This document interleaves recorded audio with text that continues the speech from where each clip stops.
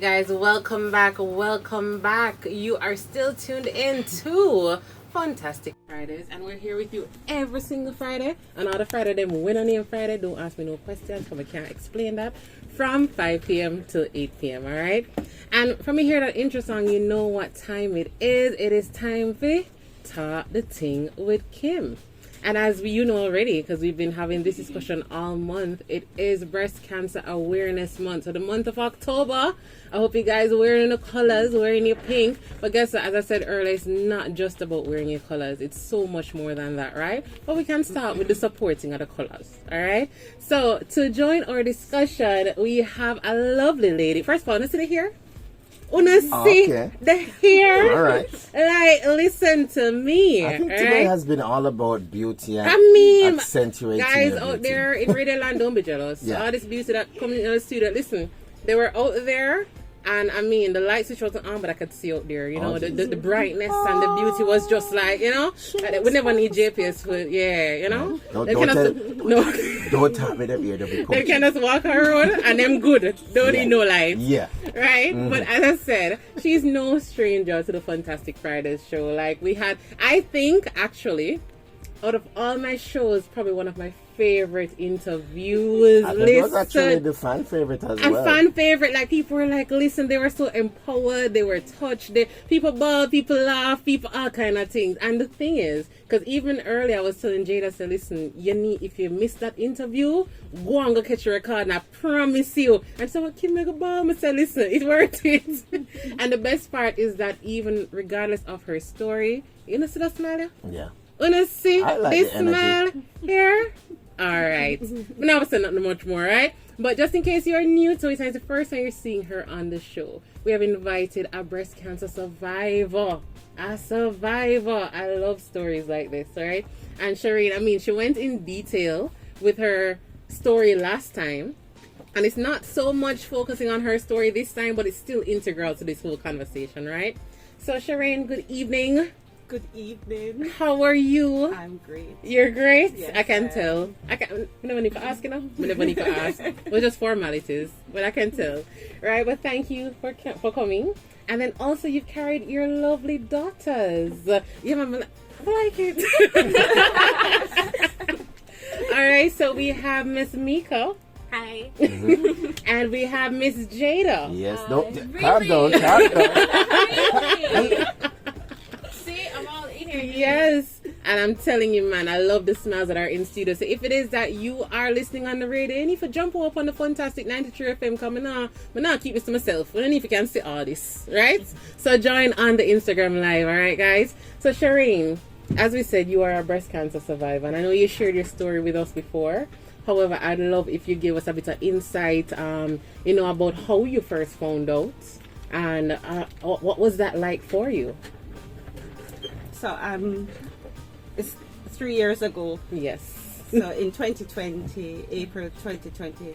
Well, actually, it was March 2020, and of course, you know, that was, if anybody remember anything about 2020, I remember one thing, COVID. Yes. And COVID just a start, right? Yeah. So in March 2020, I wasn't doing any self-examination. I was just lying on the bed reading a book, and I felt a lump. I was just, for some reason, I just think it was divine intervention. My hand went straight to the spot, exact spot where the lump was.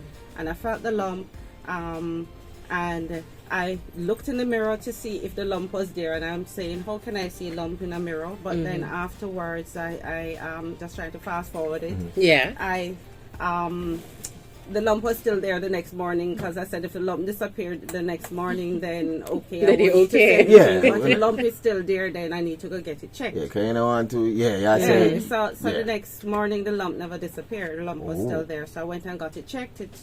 Long story short, I was diagnosed with breast cancer, and that was in April 2020. I was diagnosed with breast cancer. Wow. So that is how I found out.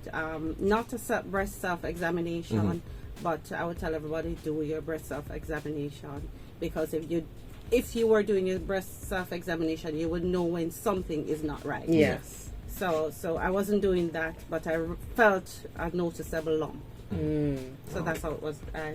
Well, I'm grateful that even though it wasn't something you're definitely searching for, it was something that was brought to your attention. As you said, probably really is divine intervention, right? All right. So, yes. So, guys, as I said, if you want more about Cherane's story, go and check out the recording. It is on our YouTube channel. Just go over there. And I think we should share it with you again so you can share it with, with others. So we have more to come.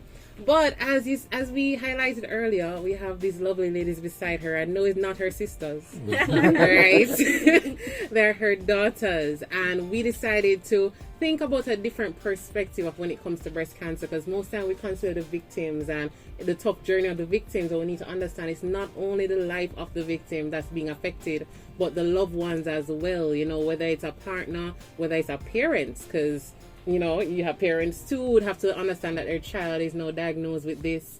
You have friends, neighbors, all of that, and we've never really thought about the impact it has on them as well. So we say, we want to get into that conversation, and who better to share that than her daughters, right? So this was like 3 years ago, roughly. How old were you guys, roughly? 3 years Why ago. are they looking at each other? Like, how old And I know were them you? don't reach the age. So I I'm can not calculate great it. at I know when they I'm don't not reach so the great at age math. for start forgetting the age yet, so cause I reached there, okay? But yeah, so like, how old were you at that time? So that's 2020. 2020, I was 23. I was 23 in 2020. She's asking us, all right? What about you, Jada? I think I was 18. And Okay, 18 at the fine. time. Okay. So that means you were very young when you heard this news that your mother has been diagnosed, right? So my question is, how did you find out? Because I know it's a case where that buck ups and come across some paper. Yeah. Because probably never want to tell because she never want to stress her out. All these things. I'm actually intrigued. How did you find out? And then what was your first reaction? Okay, Jada, you want to start or should I? Okay, no problem. So I remember we were actually having worship, and it's nothing out of the ordinary for mommy to be very random. So while we were having worship, she goes, "Okay, guys, I have something to tell you. I'm diagnosed with cancer." Okay, so turning to Kings 2. Whoa. Okay. And she just continued reading, and we continued And she worship. prayed. She prayed, and we're just sitting there like, what just I don't know. happened? I guess they all were frozen. While she was reading, Yes. we were frozen. Okay. So we were completely just sidetracked by the news that she just gave us. And I remember it was just confusion really in the beginning part. Fear, of course, of the unknown. But more so, what is happening? What did I just hear? Did she just say no? So we were just a bit startled. Fear in denial. And denial. That's the word, D word, denial. All right, so you said, Jada, that was the same experience for you? So you guys were just like even though you guys both heard it, you're questioning each other, like, you did hear what me just hear? Like, I looked at her and I was like, confused. I was so confused. all right, well, I can imagine. So, all right, so no, that's the initial reaction, right? And I mean, I love how you just glossed over it like it was a part of the scripture. Like, let me just read this part to you guys. You're not familiar with that line, but, I love how she just glossed over it.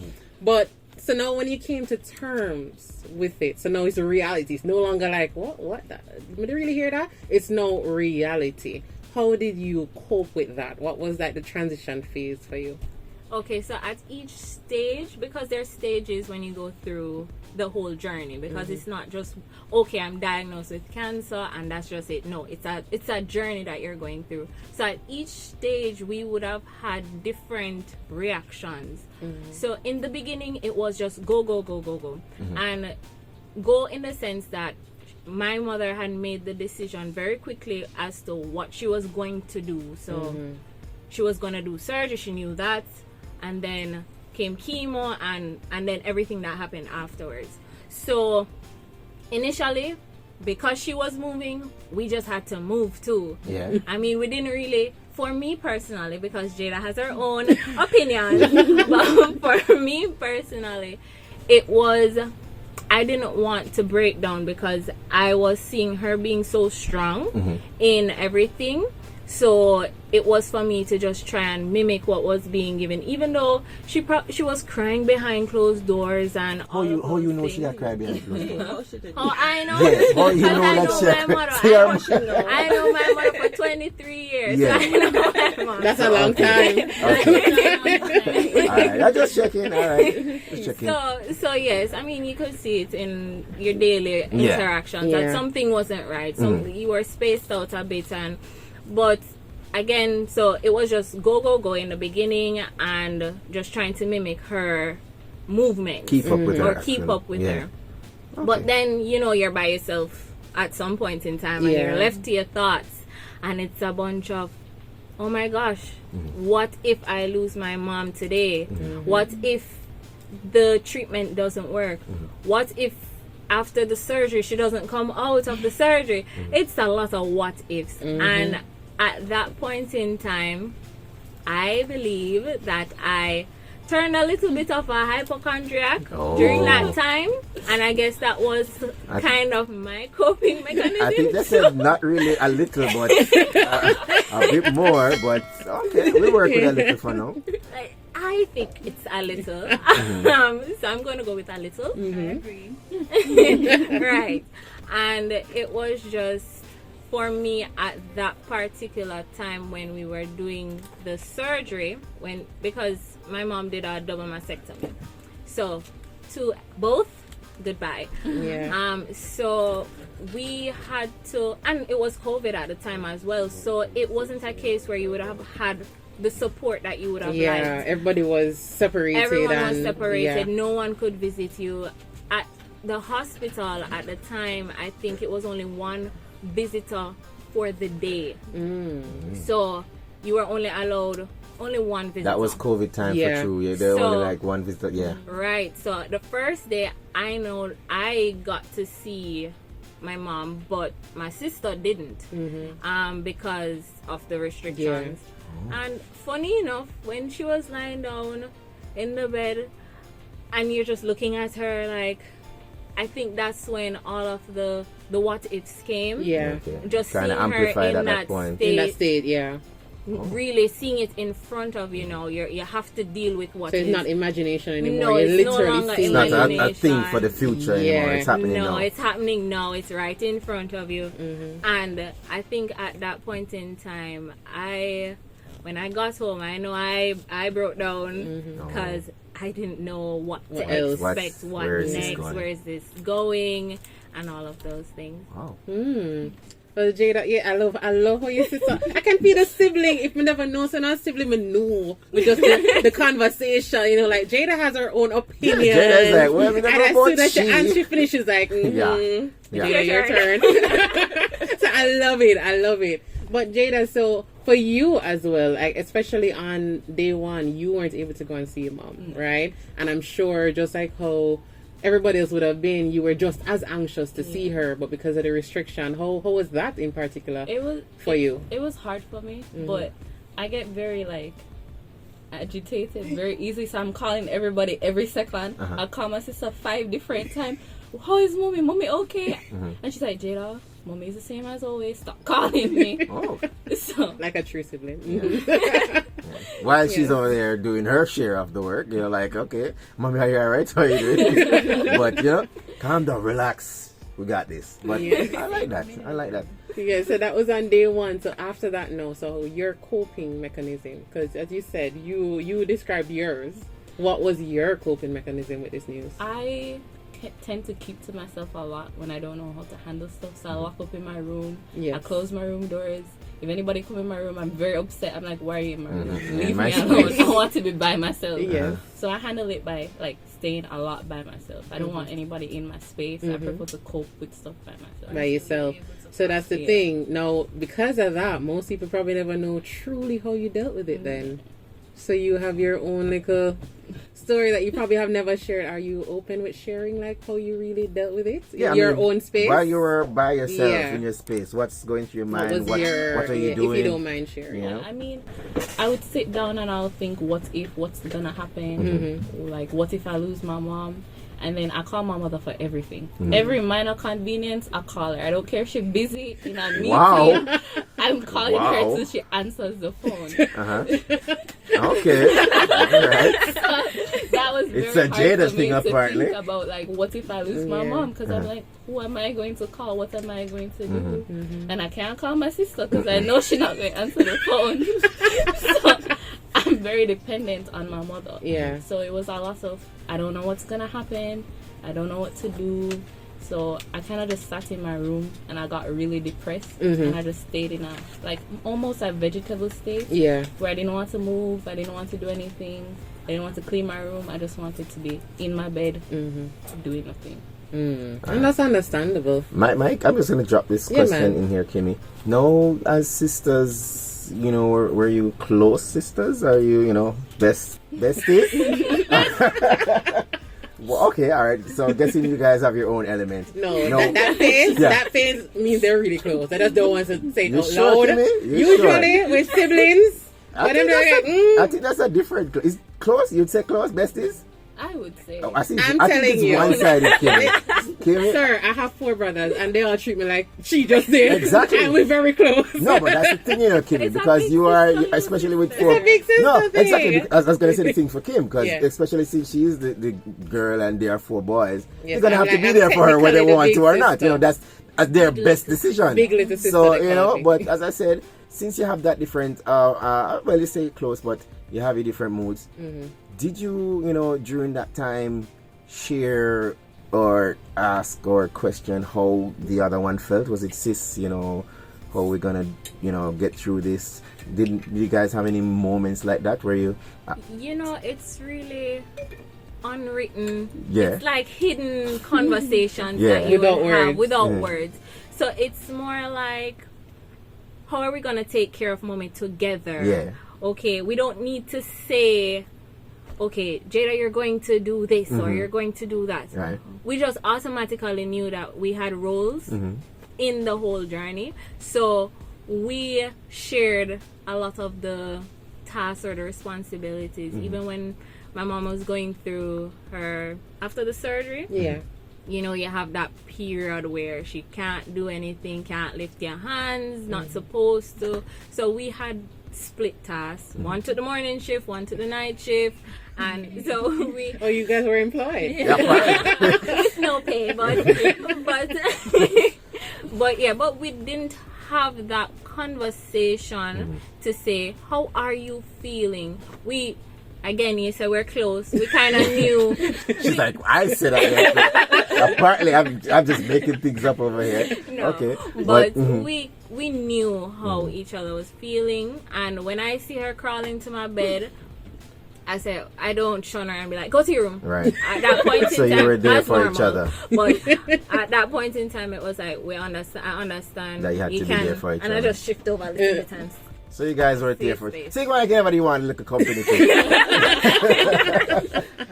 We're not all superheroes here. Yeah. Okay, I like that. All right. All right, so I love that you guys have described, you know, how you each dealt with it so far. But in the whole journey, what would you say was the hardest part of the journey for you? good question. Thank you. No, I wrote it myself. No help? No.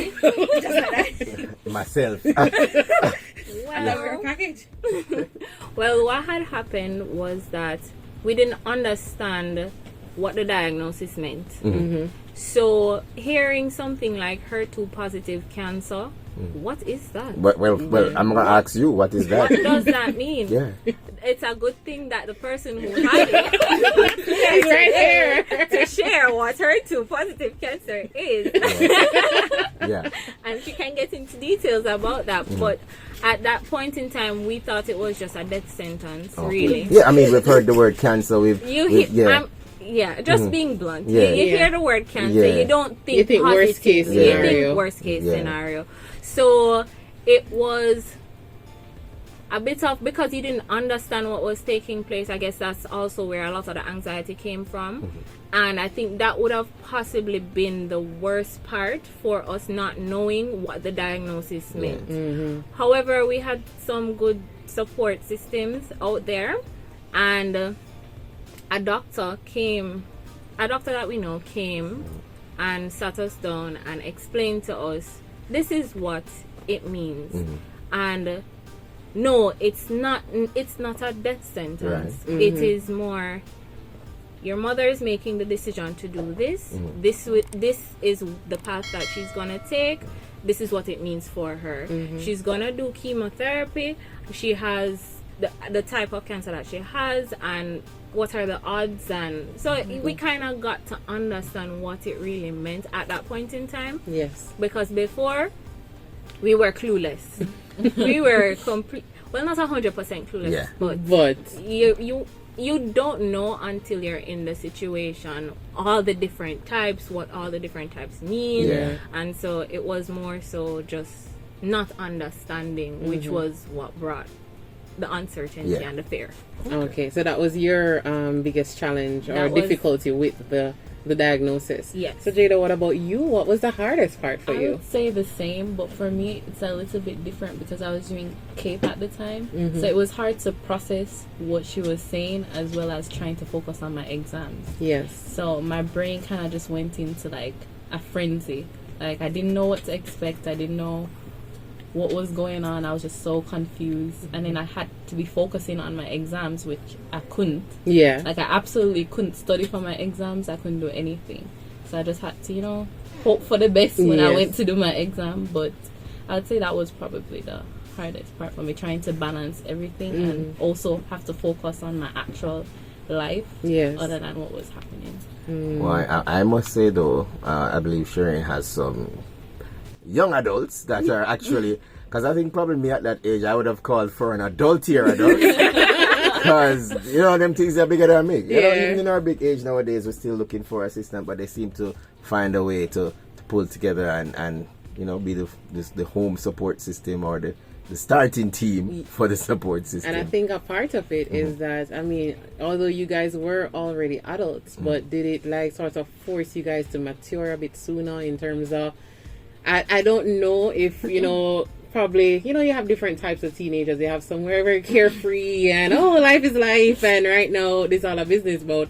And then probably this shift just transformed you, or was it that you always had that level of responsibility, but either it maintained the same or it also amplified instantly because now you became employed, with the morning and evening shifts? Like, what was that? Would you say it sort of changed the reality and who you were in that moment? Let me tell you something. Tell me something. Let me tell you something. I did not know that my mother did so much. Oh. Right? So all that responsibility that she could no longer do, we had to fill in, and so that kind of pushed us to be more responsible adults. I think. The regress. Yeah. Okay. It's good that they show that they can step up. They never plan to stay up. But, no, that they're good. Yeah. They're like, you can resume. We're just checking it out. We're just checking to never ensure. plan to stay, Yeah. So really, I guess the adulting really began at that point in time. Yeah. So, that's what I think. And you said the same for you as well? You just had to step up. Yeah. You had to step up. It wasn't a case where, I could be on the back burner today. No, no. You had to step up. You had to show up. Listen, I'm enjoying. I don't know about you guys, but I'm enjoying this conversation so far. Like, I'm almost sad that we're going to a break, right? So, guys, we do have to go to a break, but don't worry, we have more in store for you when you get back. So stay tuned. You guys are doing great. Feel like home. You feel at home. I like it. News Talk 93 FM.